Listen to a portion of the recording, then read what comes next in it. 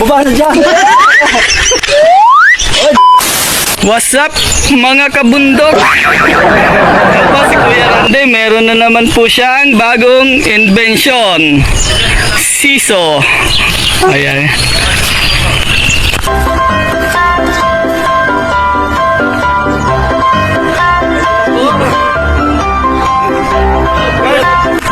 Hindi pa matanda, pambata to ha. Kailangan lang na, pinagkita lang namin kung paano ang niya. Baba na siya. Yan, lapit natin at interviewin natin ang inventor ng siso. Tapos upuan. Para sa mga bata. Kasi yung mga pamangkin ayaw na ulit siso. Wow. So ngayon, napilitan akong gumawa ng siso. Made from the wood. Ito lang, pinaglagarian ng power. So siya. Balat siya ng isang mga upuan lang. Tapos, mamaya ako dati. Digitally sa inyo mamaya. Ayun, ito lang.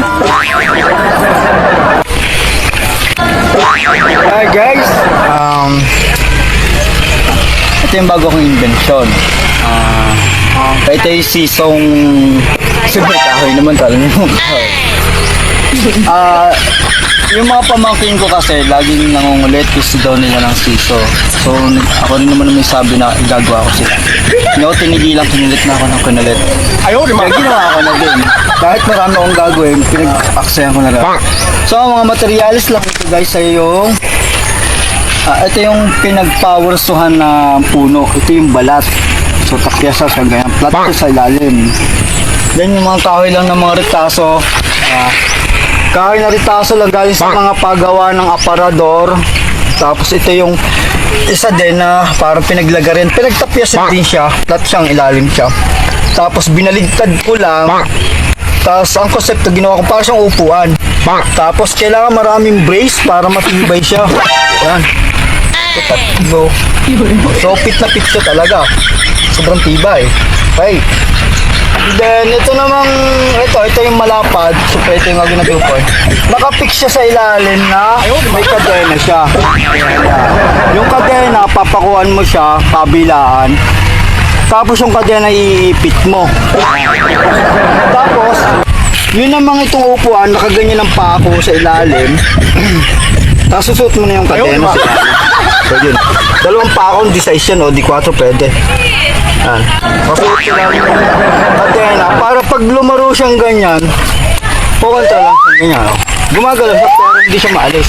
And then lalagyan niyo lang ng konting stopper. Kasi yung stopper. Stopper. Konting stopper. Kasi yung stopper.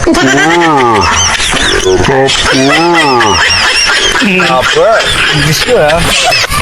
Stopper. Kabilaan para mag-flat. Okay, para kahit ganyan siya. Diba? Mga bata, pero pwede siguro gumawa ng mas malaking ganito para maging siso, diba? Creative. Pwede hindi ka na bumili ng mga bakal-bakal, mga ganitong kahoy lang, pwede siguro siso. Alam mo kahapon, hindi ko lang na-vlog yung mga pamangkin ko. Enjoy na enjoy talaga, gusto nila talaga. So ito naman, ito yung galing sa mga pinagawa ng mga aparador. Ang ginawa ko na lang, hindi naman siya kuras, medyo parang kuras siya. Tapos ito, i-stopper, lalagyan mo rin din dito ng dalawang stopper, iipitin mo lang siya. Ipit siya, tapos, syempre papako mo din siya kahit konti lang, para medyo bata lang naman sasakay, hindi naman siguro sa kailang sobrang tibay. Hindi naman sasakay mo. Ba't kanina sumakay ka? Okay kita nyo naman oh, di ba? So mga bata, pwede na kayo magkaroon ng sariling siso sa inyong bakuran na made from the wood lang. Di ba?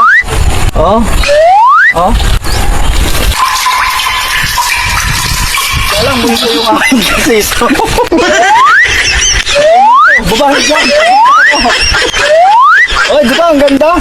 So, gusto nyo yung gumawa. Pag nagawa nyo to, mag-i-enjoy din kayo.